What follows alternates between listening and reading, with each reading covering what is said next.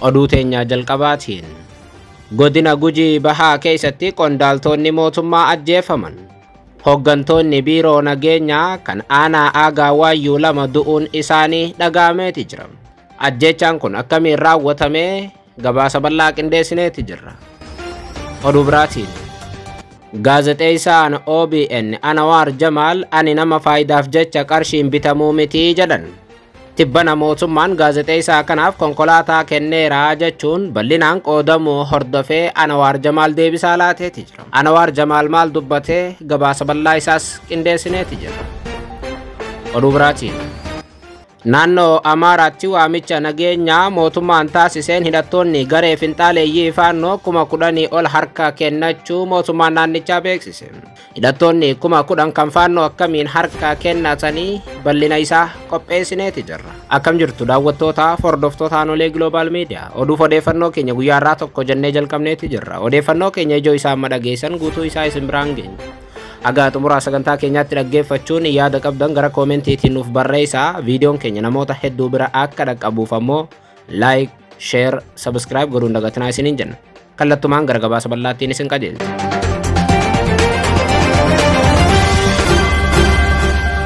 Oduu teenya jalqabaatiin godina Gujii Bahaa keessatti qondaaltonni mootummaa ajjeefaman. Godina Gujii Bahaa aanaa Aagaa Waayyuu keessatti hoggantoonni biiroo nageenyaa lama du'uun isaanii dhagaameeti jira. Waraana bilisummaa Oromootii fi raayyaa ittisa biyyaa gidduutti lola tibba kana gaggeeffameen qondaaltonni mootummaa aanaa Aagaa Waayyuu kun ajjeefaman. Waraanni bilisummaa Oromoo zoonii madda Albuudaa waxabajjii 2024 godina Gujii Bahaa aanaa Aagaa Waayyuutti lola cimaa gaggeesseen injifannoo boonsaa galmeessuu kaleessa isin biraan ga'uun keenya ni yaadatama. Lola cimaa qaamota lamaan jechuun raayyaa ittisa biyyaatii fi waraana bilisummaa Oromoo gidduutti tibbana gaggeeffame kanaan loltoonni raayyaa ittisa biyyaa yoo xiqqaatan lakkoofsaan 38 kan ta'an yoo ajjeefaman kan hafan 30 ammoo madaa'uu guyyaa kaleessaa wabeeffachuun isin biraan geenye turre. Lola qaamota lamaan gidduutti waxabajjii 5 gaggeeffame kanaan kan ajjeefame raayyaa ittisa biyyaa qofa hin turre. Akka maddeen waraana bilisummaa Oromoo jedhanitti qondaalli qorataa yakkaa aanaa Oddoo Shakkisoo kan turee fi haga dheengaddaatti immoo hoogganaa poolisii aanaa Aagaa Waayyuu kan ta'e obbo Darajjee namni jedhamu ajjeefame akka jiru ibsameeti jira. Isa qofa osoo hin taane itti aanaan waajjira bulchiinsaaf nageenyaa kan aanaa Aagaa Waayyuu obbo Sultaan Haroo Lookos ajjeefame akka jiru odeeffanneeti jira. Qondaaltonni biiroo nageenyaa irra hojjetan lamaan kun waraana bilisummaa Oromootii fi raayyaa ittisa biyyaa gidduutti lola gaggeeffamaa ture gidduutti du'anii jedhameera. Qondaaltota mootummaa kana waraanni bilisummaa Oromoo ofiif ajjeesuu gama isaatiin ifatti himuu baatus miseensonni waraana bilisummaa Oromoo keessa jiran tarkaanfiin ajjechaa kun waraana bilisummaa Oromootiin qaamota lamaan kanarratti akka fudhatame ibsaa jiru. Sababiin isaatis namoonni lachuu warra qawwee baatee deemaa ture akka ta'e maddeen waraana bilisummaa Oromoo AGM'tti himaniiti jiru. Bobbaa Irbuu Shinnigaa gaggeessaa kan jiru waraanni bilisummaa Oromoo zoonii madda Albuudaa keessatti injifannoo boonsaa galmeessuu guyyaa kaleessaa isin biraan geenye turre. Waraana waggaa 6 Oromiyaa keessatti gaggeeffamaa ture kana qaamonni lachuu dhaabanii akka marii gaggeessaniif uummata Oromoo dabalatee dhaabbileen idil addunyaa hedduun dhiibbaa taasisaa turaniiti jiru.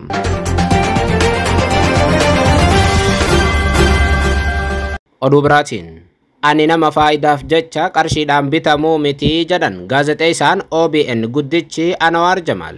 Tibbana mootummaan gaazexeessaa kanaaf konkolaataa kenneera jechuun bal'inaan oduun sobaa qoodamuu hordofee Anwaar Jamaal deebisaa laateeti jira. Waggoottan dheeraaf miidiyaa guddicha mootummaa naannoo Oromiyaa OBN irratti gaazexeessaa ta'uun tajaajilaa kan turan Anwaar Jamaal gareen ijaarame olola sobaatiin maqaa na balleessaniiru jechuun miidiyaa hawaasaa gubbatti waan inni hin argatin akka waan argateetti warra odeessan himatan. Waggoota hedduuf OBN irratti sagantaa oduu OBN dabalatee qophiilee gurguddaa akka caayaa dhiyeessuun hedduu namoota biratti jaallatamummaa kan horate gaazexeessaan kun tibbana caamsaa gama duraa irraa jalqabee Anwaar Jamaal mootummaan konkolaataa kenneefi jechuun odeeffamaa tureeti jira.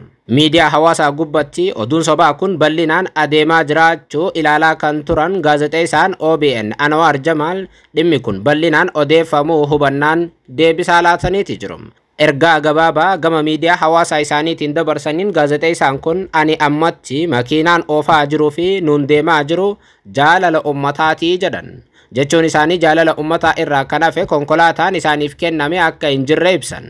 Ololli amma narratti adeemaa jiru kun sharrii keerii fakkaatu jechuun kan ibsan gaazexeessaan kun waan hin jirre narra kaa'aniirus jedhaniiti jiru. Gaazexeessaa OBN Anwar Jamaaliif konkolaataan kenname oduun jettu kan dhagaamte ji'oota darban kana OBN irratti qophiin caayaa dhiyaachaa jiru dhageettii horachuu hordofeeti. Qophiin caayaa isa dabalatee gaazexeessitoota biraa waliin ta'uun dhiyeessan keessumaa ji'oota darban kana bal'inaan qodamurratti argamti. Akkaataa Anwar Jamaal gaaffii hooggantoota mootummaa itti gaafatuu fi deebisaa itti irraa fudhatu namoota hedduu dinqisiiseera.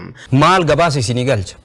Qulqullinni torbeen geggeessitan kana arguu dadhabe moo osoo arguu irra kutamu moo aspaaltii qulqulleessitu moo maal qulqulleessitu kana yoon qulqulleessine kana kaasuuf moo humna hin qabne?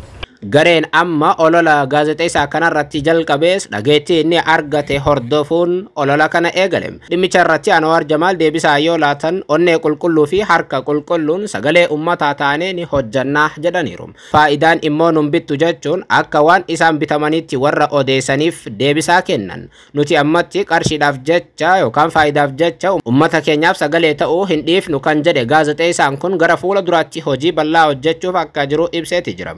Akkasumas olola sobaatiin yookaan ammoo feek niwusiidhaan ummata burjaajjiif warri saaxiltan baga wal argine jedhaniiti jiru.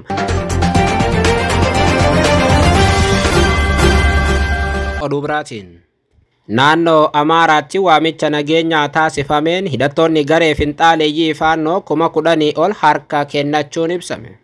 Sa'aa 24 keessatti masaraa abbaa keenyaa kan Minilik dhuunfanna jechuun gareen qawwee kaasuun mootummaa federaalaa waliin wal lolaa jiru faannoon amma harka kennachaa jira jedhameera.